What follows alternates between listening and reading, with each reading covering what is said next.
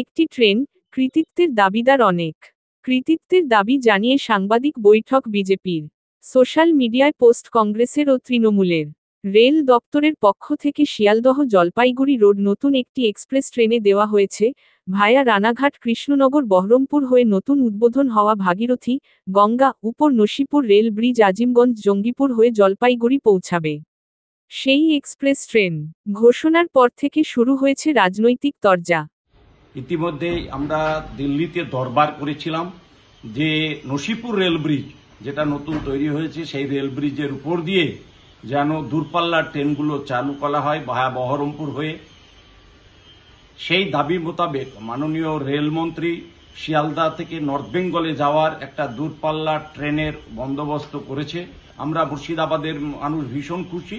একটা মাত্র ব্রিজ, তার নাম নসিপুর রেল ব্রিজ। সময় অধীর চৌধুরী যখন লাগে রেলমন্ত্রী ছিল, তারও আগে তিনি খাটাখাটনি করছেন, লোকসভায় তুলছেন। তারপরে তিনি যখন বিভিন্নখানে মন্ত্রকে গেছেন, কখনো লালু প্রসাদ যাদবের কাছে, কখনো নীতিশ কুমারের কাছে।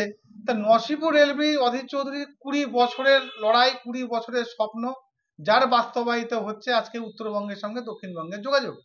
কৃত হচ্ছে একমাত্র অধীর চৌধুরী। যারা আজকে কথা বলছেন, ওই লালবাগের বিধায়কই বলুন আর বহরমপুরের বিধায়কই হোক, তারা সেদিন ছিলেন কোথায়? নসিপুর ব্রিজ জট পেকেছিল 2021-এর বিধানসভা ভোটে। বহরমপুর এবং লালবাগ এই দুটো সিট বিজেপি জেতার পর আমি এবং গৌরীশঙ্কর আমরা যেভাবে নসিপুর ব্রিজে যে কাজগুলো এতদিন ধরে আটকে ছিল তার জন্য আমরা দৌড়াদৌড়ি রেলমন্ত্রী, জেনারেল ম্যানেজার, ডিআরএম বারংবার যাওয়া, চিঠি করা দিয়ে বলা, শুভেন্দুবাবুকে দিয়ে বলা, দিলীপ ঘোষকে দিয়ে বলানো, সুকান্তবাবুকে দিয়ে বলানো, যতটা পেরেছি আমরা চেষ্টা করেছি।